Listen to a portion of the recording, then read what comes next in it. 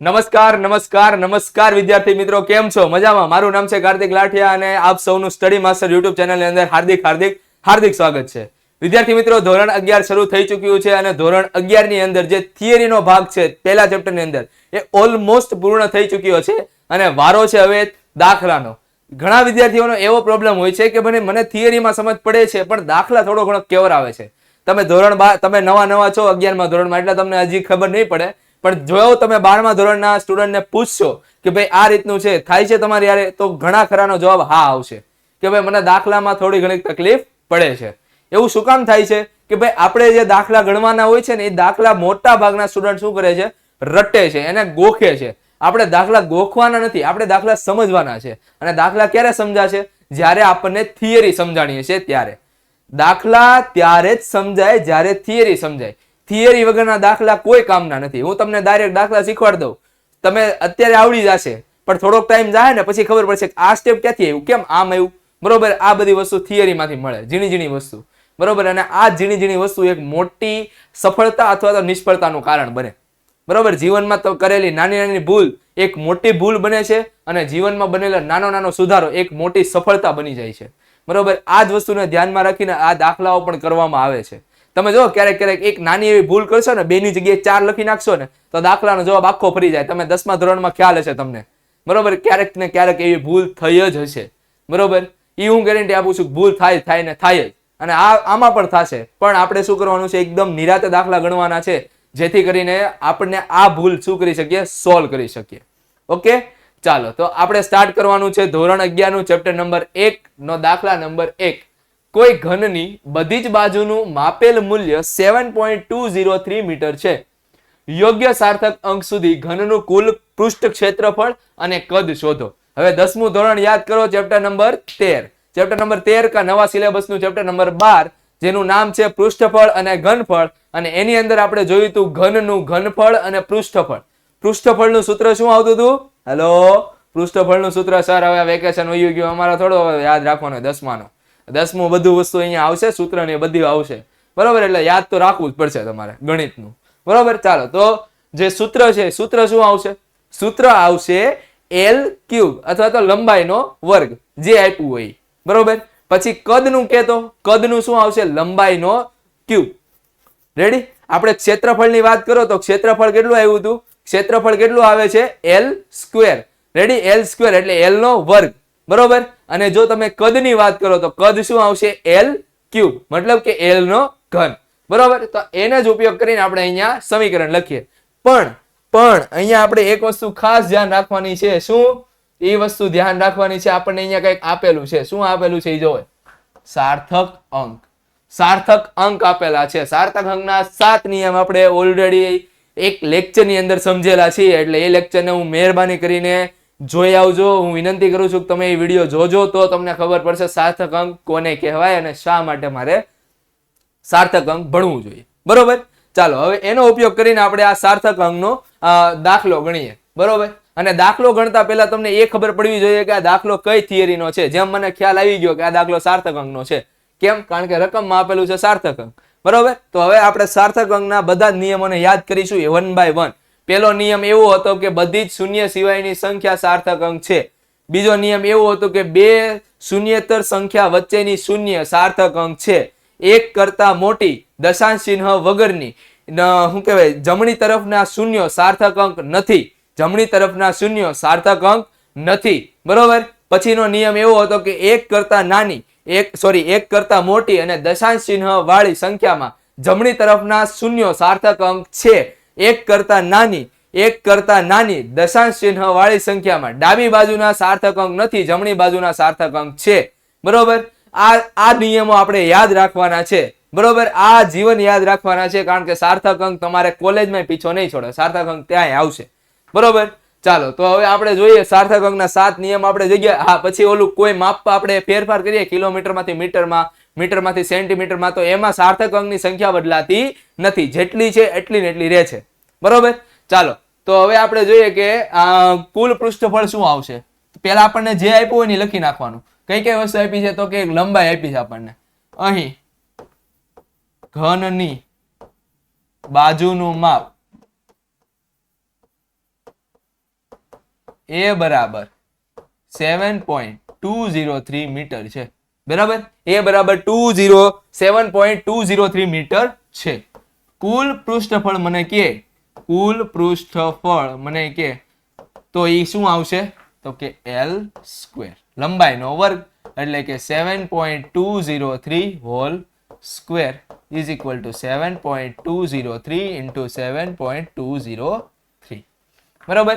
હવે same to same કદ માટે જોઈએ તો કદ માટે આપણે જોઈશું કદ માટે v બરાબર L ક્યુબ એટલે કે 7.203 ક્યુબ એટલે કે 7.203 ઇન્ટુ 7.203 ઇન્ટુ 7.203. બરોબર. ચાલો હવે આ તો છે આ સાર્થક અંકની વાત. હવે આનો તમે જવાબ લાવશો ને, આનો જવાબ એટલે પોઈન્ટ પાછળ, આનો તમને પોઈન્ટ પાછળ 6 સંખ્યા મળશે, આની પોઈન્ટ પાછળ 9 સંખ્યા મળશે. હવે આપણે સાર્થક અંકનો વિડીયો જોયો તમે તો એની અંદર ખ્યાલ હશે તમને કે ગાણિતિક સાર્થક અંક આપણે એ જોયું હતું. બરોબર, ગાણિતિક પ્રક્રિયામાં સાર્થક અંક. તો આપણે એ જોવાનું છે કે ગુણાકારની પ્રક્રિયા માટે એક નિયમ જોઈ ગયા હતા. શું નિયમ જોયા હતા તો કે ગુણાકારની પ્રક્રિયામાં આપેલી સંખ્યા પૈકી જેનો સાર્થક અંક ઓછો હોય એ સાર્થક અંક આપણે પરિણામમાં લાવવાનો. એટલે કે જો આમાં સાર્થક અંક ગણો કેટલા છે તો કે 1 2 3 અને 4. આમાં સાર્થક અંક 1 2 3 અને 4 એટલે કે બંનેમાં 4 સાર્થક અંક છે. બરોબર, 4 સાર્થક અંકની સંખ્યા કેટલી છે 4 છે. બરોબર, તો આનો જે જવાબ આવશે ને એમાં પણ સાર્થક અંકની સંખ્યા કેટલી આવશે 4. બરોબર, સેમ ટુ સેમ અહીંયા જો આના સાર્થક અંક 4 4 અને 4. તો આનો જે જવાબ આવશે એમાં પણ સાર્થક અંકની સંખ્યા કેટલી આવી જોઈએ 4. એમાં પણ સાર્થક અંકની સંખ્યા કેટલી આવી જોઈએ 4. ક્લિયર. ચાલો તો આપણે જવાબ લઈએ 7.203 into 7.203.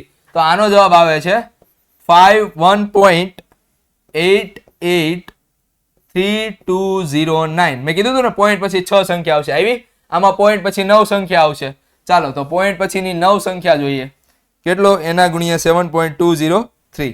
તો 373 8 નહીં 373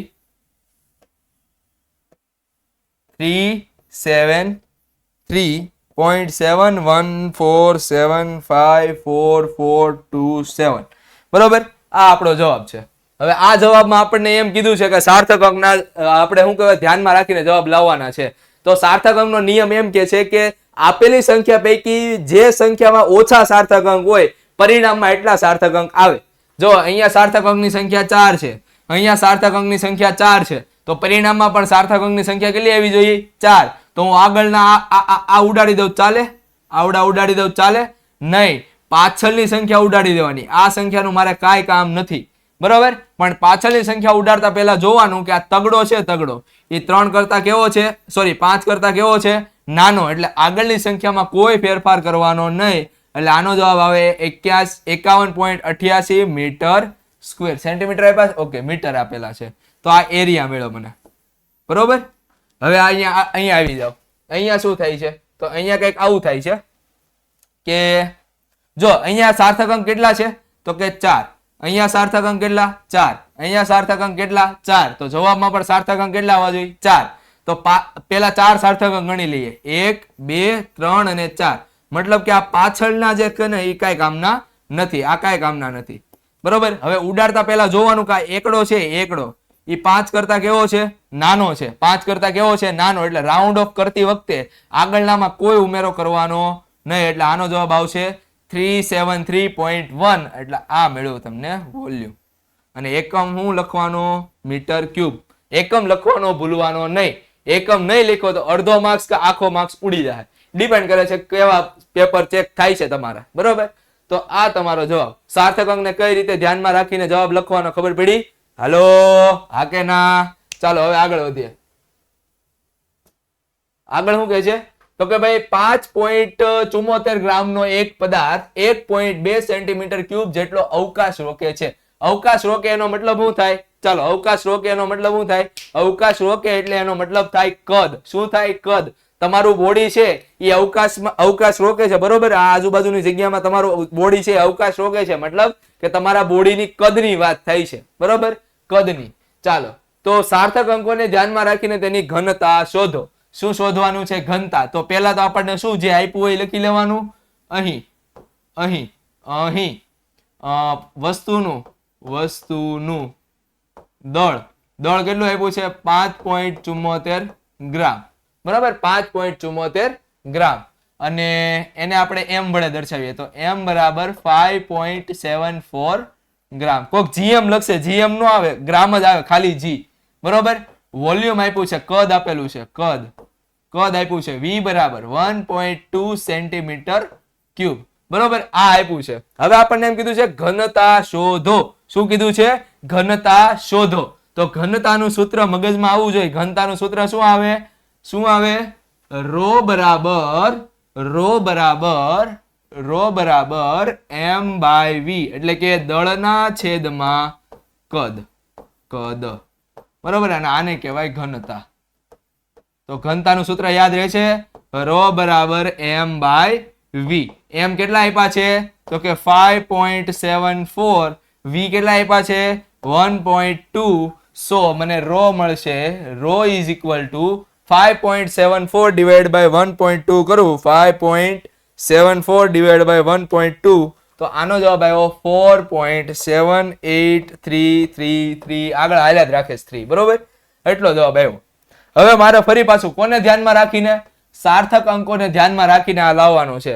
ફરી પાછો ગુણાકાર ભાગાકારમાં શું નિયમ હતો? આપેલી સંખ્યા પૈકી જેમાં સાર્થક અંક ઓછા હોય એ જવાબ તમારે એટલા સાર્થક અંક વાળો આવે.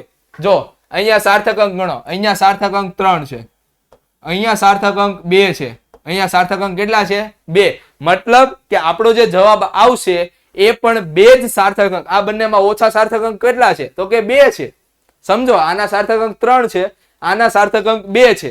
રેડી? તો આપણો જે જવાબ આવશે એ કેટલામાં આવવો જોઈએ? 2 જ સાર્થક અંકમાં આવવો જોઈએ. 2 જ આંકડામાં આપણો જવાબ આવવો જોઈએ. ગુજરાતી દેશી ભાષામાં કહું તો 2 જ આંકડામાં આપણો જવાબ આવવો જોઈએ. અહીંયા આપણો જવાબ તો જો કવડો મોટો આવે છે. 2 આંકડાનો કયો જવાબ હોઈ શકે? તો કે એક આ ને એક આ. મતલબ કે પાછળનો ભાગ હું કરી નાખવાનો? ઉડાડી દેવાનો. હવે આ ભાગ ઉડાડો એની પહેલા જોવાનું કે જે પહેલી સંખ્યા છે જ્યાંથી ઉડાડો છો ત્યાંથી પહેલી સંખ્યા છે એ 5 કરતા મોટી છે કે નાની જોવાની. તો કે ભાઈ 8 છે એ તો 5 કરતા મોટી છે ભલામાણા. તો આગળની સંખ્યામાં 1 ઉમેરવાનું. કેમ? રાઉન્ડ ઓફ નો નિયમ. ફરી પાછો એ વિડીયો, બરાબર, સાર્થક અંક વાળો વિડીયો યાદ કરો, એમાં કીધું હતું રાઉન્ડ ઓફ કઈ રીતે કરવાનો. 4.7 ને 1 8. એકમ લખવાનો ભૂલવાનો નહીં, ગ્રામ બાય સેન્ટીમીટર ક્યુબ. તો આ જવાબ આવ્યો. આ આપણને ઘનતા મળી, બરોબર. એકદમ ઈઝી દાખલા છે ને, લોલો પપ્પુ જેવા, બરોબર. આવા દાખલા આપણે ધીરે ધીરે આગળ જાઓ ને એમ આપણે શું કરવાનું ખબર? લેવલ વધારતા જવાનું, લેવલ અપ વધારતા થોડુંક હાર્ડ ઉપર આવી જવાનું છે, બરોબર. ચાલો આગે બઢા જાય. આપેલ સમીકરણ પારિમાણિક દ્રષ્ટિએ સાચું છે કે નહીં? હવે આ નવો ટોપિક શરૂ થયો, પરિમાણ વાળો, બરોબર. આ પરિમાણ વાળો ટોપિક શરૂ થયો. હવે આ ટોપિકને આપણે એક કામ કરીએ, આ ટોપિકનો પારિમાણિક સૂત્ર વાળો વિડીયો પણ આપણે શું કરેલો છે? અપલોડ કરેલો છે. પેલા જઈને જોઈ આવીએ, પછી આ દાખલા ઉપર આવીએ, બરોબર. ચાલો, પારિમાણિક સૂત્ર વાળો દાખલો આવે એટલે પારિમાણિક સૂત્ર આપણને શું કહે છે ખબર? કે બંને બાજુ સાતત્ય ચકાસવા માટે આપણે શું કરવાનું? કે આ બાજુ જો શું કહેવાય કિલોગ્રામ હોય તો આ બાજુ પણ કિલોગ્રામ હોય. આપણે કહેવાય ને કે ઘોડા ગધેડા સરવાળો ન થાય એમ. તો આ બાજુ જો કિલોગ્રામ હોય તો આ બાજુ પણ કિલોગ્રામ જ હોવું જોઈએ. આ બાજુ કિલોગ્રામ ઇન્ટુ મીટર હોય તો આ બાજુ બરાબર ની આ બાજુ પણ કિલોગ્રામ ઇન્ટુ મીટર પણ હોવું જોઈએ, બરોબર. એટલું જ હોવું જોઈએ. તો ને તો જ શું કહેવાય? સાતત્ય સાચું છે તેમ કહેવાય. સાચું છે કે નહીં તેમ જણાવો. 1/2 mv² = mgh, જ્યાં m પદાર્થનું દળ, v પદાર્થનો વેગ, g ગુરુત્વ પ્રવેગ અને h ઊંચાઈ છે, બરોબર. ચાલો, તો પારિમાણિક દ્રષ્ટિએ સાચું છે કે નહીં એ આપણે શોધવાનું છે. તો પેલા છે ને આ સમીકરણ હું લખું છું. અત્યારે સમીકરણ કંઈક આ રીતના લખું છું, 1/2 mv² = mgh, બરોબર. mgh જ્યાં m શું છે? દળ છે, m દળ છે, પછી g ગુરુત્વ પ્રવેગ છે, પછી v વેગ છે, v શું છે? વેગ છે, અને h શું છે? ઊંચાઈ. બરોબર, આ વસ્તુ છે આપણી પાસે. હવે તમારી મરજી, એમ જો આ બાજુ એમ દળ છે, આ બાજુ એમ દળ છે, ઉડાડવું હોય તો ઉડાડી દો. આપણે પારિમાણિક દ્રષ્ટિની વાત કરીએ, એક કામ કરીએ, રેવા દઈએ ચાલો ને, એટલે વધારે ખ્યાલ આવે. ચાલો, અહીં LHS is equal to half mv square. એનું પારિમાણિક સૂત્ર શોધીએ. નું પારિમાણિક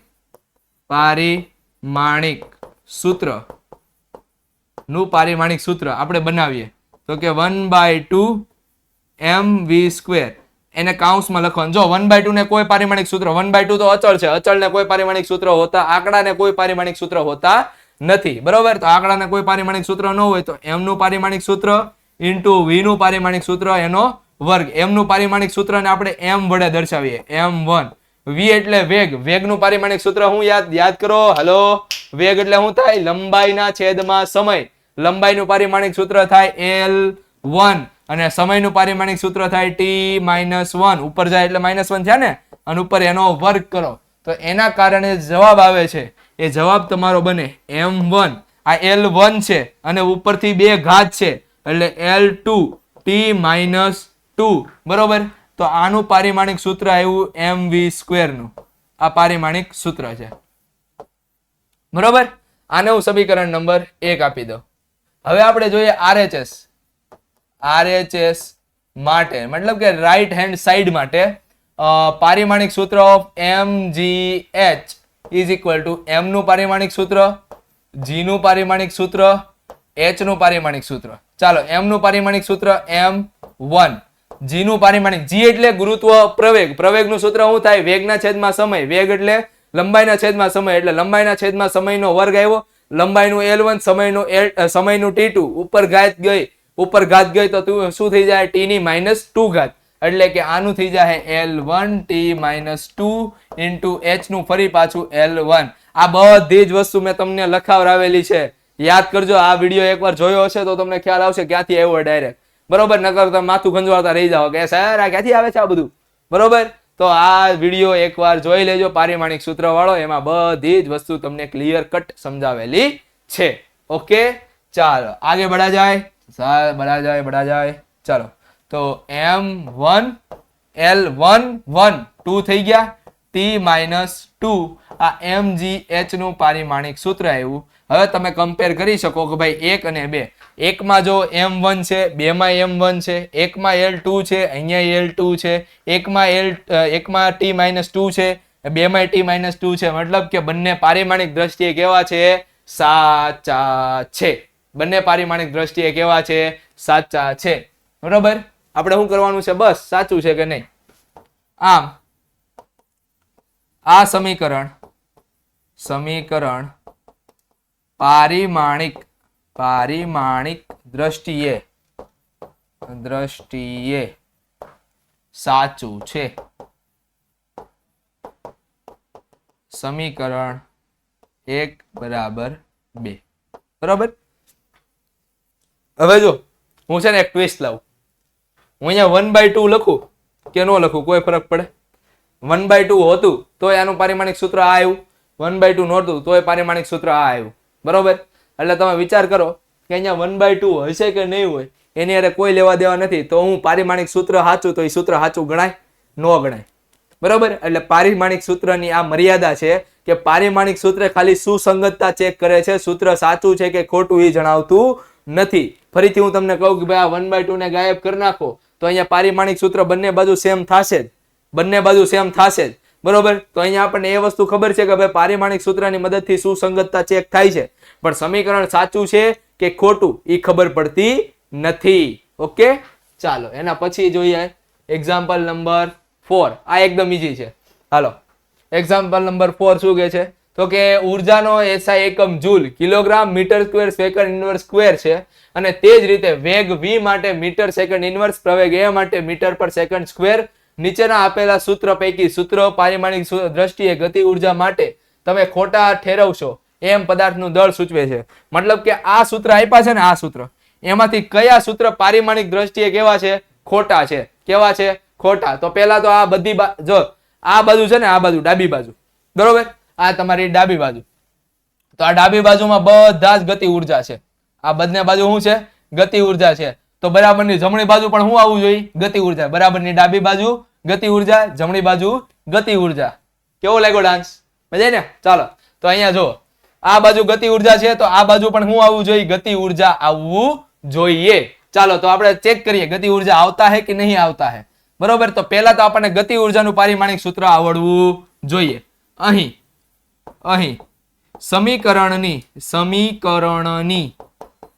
ડાબી બાજુએ ગતિ ઉર્જા આપેલી હોવાથી ગતિ ઉર્જાનું પાસું. હવે આપણે પારિમાણિક સૂત્રની બદલે હું લખશું? પાસું. બરોબર, ચાલો ગતિ ઉર્જાનું પારિમાણિક સૂત્ર આપણે જોઈએ. ગતિ ઉર્જા કે નું પારિમાણિક સૂત્ર. જો કે ના પારિમાણિક સૂત્રમાં ઓલરેડી આપણને આપી દીધું છે કે ભાઈ જૂલ બરાબર કિલોગ્રામ મીટર સ્ક્વેર પર સેકન્ડ સ્ક્વેર લખાય. કિલોગ્રામ મીટર સ્ક્વેર પર સેકન્ડ સ્ક્વેર લખાય. તો કિલોગ્રામ નો એકમ થાય m1, મીટર સ્ક્વેર નો થાય L2 અને સેકન્ડ સ્ક્વેર નો થાય T-2. હવે હું ડાયરેક્ટ લખું છું એટલે તમને થોડુંક હવે ખબર, તમારી જાતે વિચારતા થાવ એટલા માટે હું ડાયરેક્ટ લખું છું. બરોબર, તો કે નું પારિમાણિક સૂત્ર આવ્યું m1 L2 T-2. તો આ આપણને કે નું પારિમાણિક સૂત્ર મળે છે. આને હું સમીકરણ નંબર 1 નામ આપું. બરોબર, ચાલો હવે શું કરશું ખબર છે? હવે આપણે એવું કરવાનું છે કે બરાબરની આ બાજુ છે ને, બરાબર, બરાબરની જમણી બાજુ એ બધાના પારિમાણિક સૂત્ર જોવાના છે કે ભાઈ બધાના પારિમાણિક સૂત્ર કઈ રીતના આવે છે. બરોબર, તો પહેલું આપણે નામ આપીએ m²v³ નું પારિમાણિક સૂત્ર પાસું. બરોબર, ચાલો તો m²v³.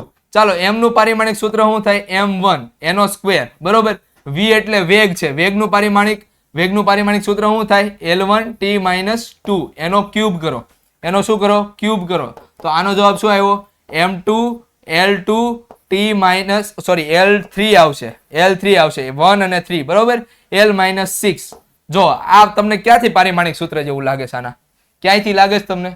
ક્યાંયથી નથી લાગતું. જો અહીંયા m1 છે, અહીંયા m2 આવી ગયા, અહીંયા L2 છે, અહીંયા L3 આવી ગયા, અહીંયા T-2 છે, અહીંયા T-6 આવી ગયા. મતલબ કે આ બંને પારિમાણિક સૂત્ર એ દ્રષ્ટિએ સમાન નથી. એટલે કે પ્રશ્ન 1 ખોટો છે. કેવો છે? ખોટો છે. જો કમ્પેર કરો, અહીંયા m2 છે, અહીંયા m1 છે, અહીંયા L3 છે, અહીંયા L2 છે, અહીંયા T6 છે, અહીંયા T-2 છે. બરોબર, મતલબ કે પારિમાણિક દ્રષ્ટિએ સમાન નથી. ચાલો એના પછી જોઈએ બીજું આપણને શું કહે છે ભાઈ?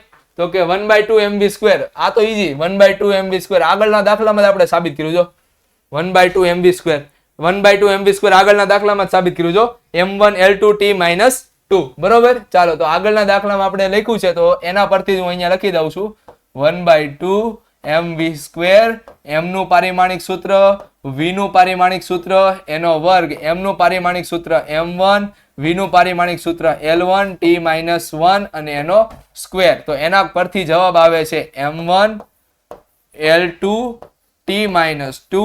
તો જવાબ આવ્યો m1 L2 T-2. તો આ આપણને મળ્યું 1/2 mv² નું પારિમાણિક સૂત્ર. હવે તમે કમ્પેર કરી શકો. કોને કમ્પેર કરો?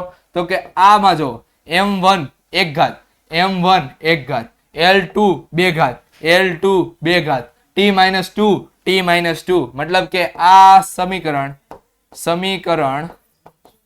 પારિમાણિક દ્રષ્ટિએ સાચું છે. શું છે? સાચું છે. ઓકે, ચાલો તો આ પરથી આપણે જોઈએ કે ભાઈ પારિમાણિક દ્રષ્ટિએ આગળના સમીકરણ કેવા સાચા છે કે નહીં. પછીનું સમીકરણ છે ma. બરોબર, તો ત્રીજો નંબર આપીએ k બરાબર ma. ચાલો k નું પારિમાણિક સૂત્ર હું અહીંયા લખી દઉં છું ઓલરેડી. k નું પારિમાણિક સૂત્ર છે m1 L2 T-2.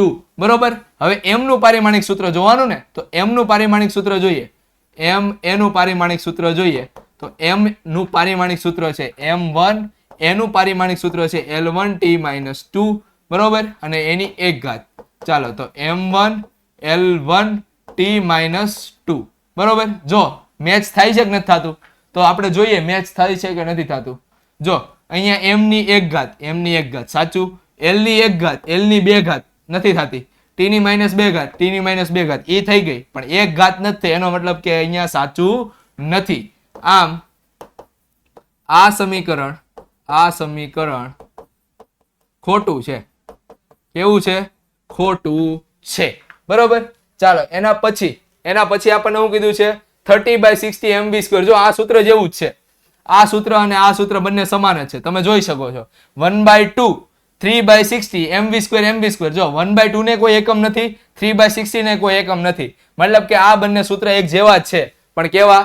સાચા છે. પારિમાણિક દ્રષ્ટિએ કેવા છે? સાચા. એટલે હું લખતો નથી, ખાલી તમને કહી દઉં છું. અહીં k નું પારિમાણિક સૂત્ર છે m1 L2t-2 અને 30/60 mv² નું પારિમાણિક સૂત્ર થાય m1 L2t-2. આમ આ સમીકરણ પારિમાણિક દ્રષ્ટિએ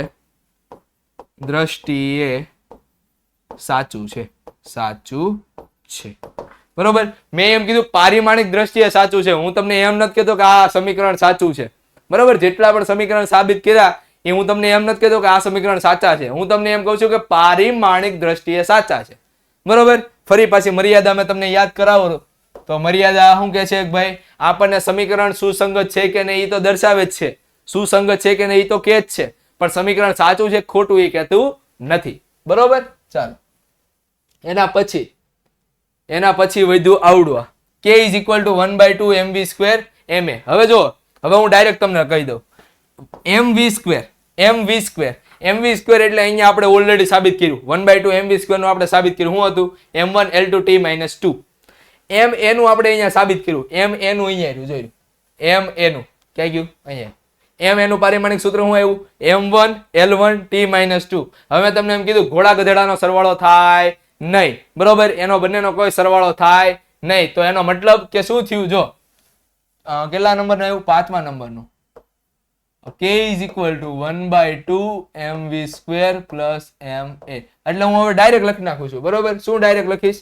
તો ડાયરેક્ટ હું કંઈક આવું લખીશ કે ભાઈ k નું પારિમાણિક સૂત્ર તો m1 L2t-2 છે, હાફ mv² નું પારિમાણિક સૂત્ર m1 L2t-2 છે, અને m a નું પારિમાણિક સૂત્ર m1 L1t-2 થાય, તો એના કારણે 1/2 mv² plus ma એનું પારિમાણિક સૂત્રનો સરવાળો કરો તો કેટલો જવાબ આવે?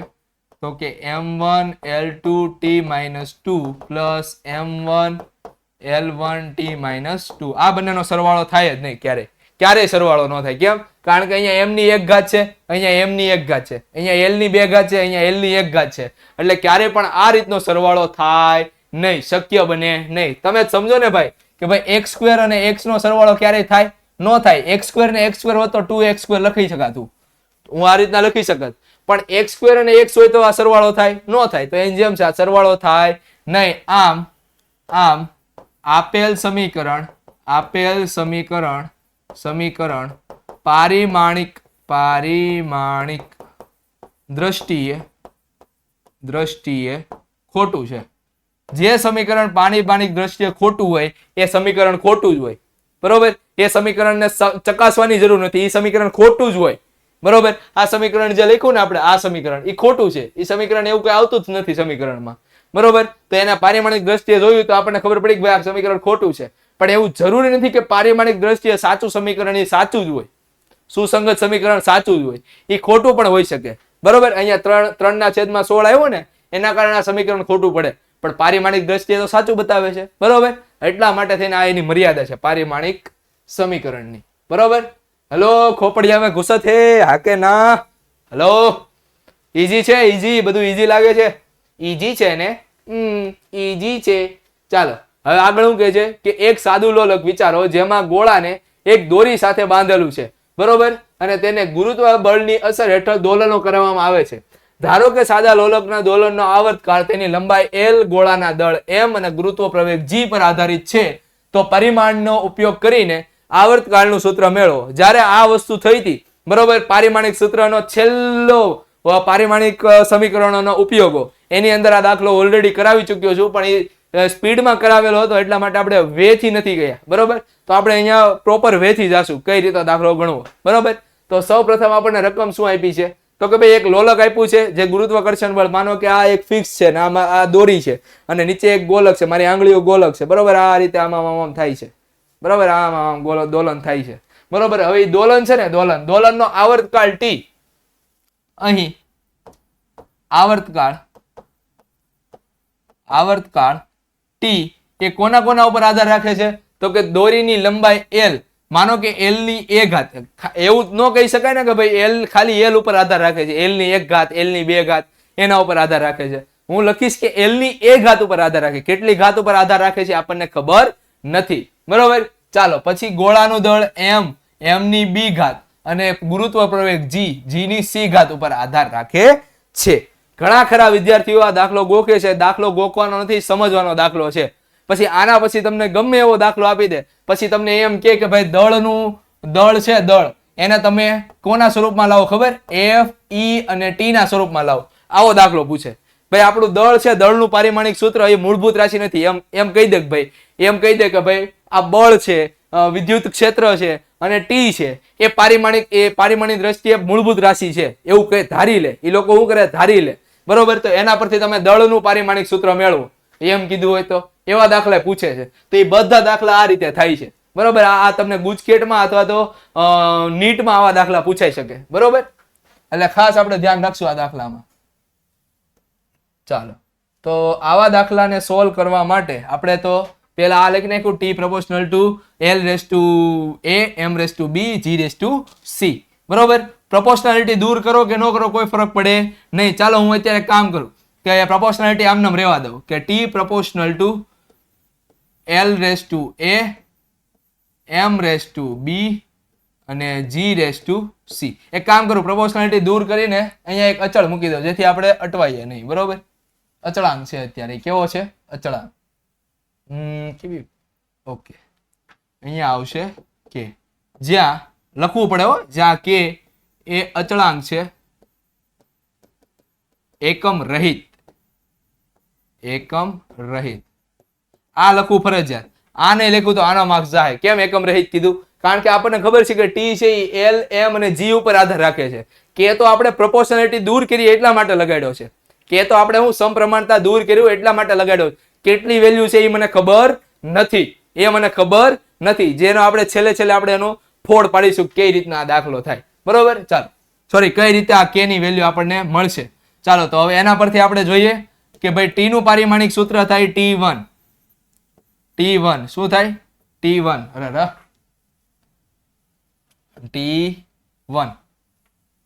બરોબર, ઇઝ ઇક્વલ ટુ કે ને કોઈ પારિમાણિક સૂત્ર નથી, એટલે એને દૂર કરી નાખો, લખો ન લખો કોઈ ફરક પડે નહીં. L નું પારિમાણિક સૂત્ર થાય L1 એની a ઘાત, M નું પારિમાણિક સૂત્ર થાય M1 એની b ઘાત અને G એટલે ગુરુત્વ પ્રવેગ નું પારિમાણિક સૂત્ર થાય L1 T-2 એની c ઘાત, બરોબર. ચાલો બધાને ઘાત આપી દઈએ, M, L અને T બધાને ભેગા કરી દઈએ. ચાલો L ની a ઘાત આવી ગઈ, M ની b ઘાત આવી ગઈ, પછી L ની c ઘાત આવી ગઈ, T ની T-2c ઘાત આવી ગઈ. ચાલો L વાળું ભેગા કરીએ તો પેલા M raised to b, L raised to a plus c, T raised to -2c અને અહીંયા આવશે T ની 1 ઘાત.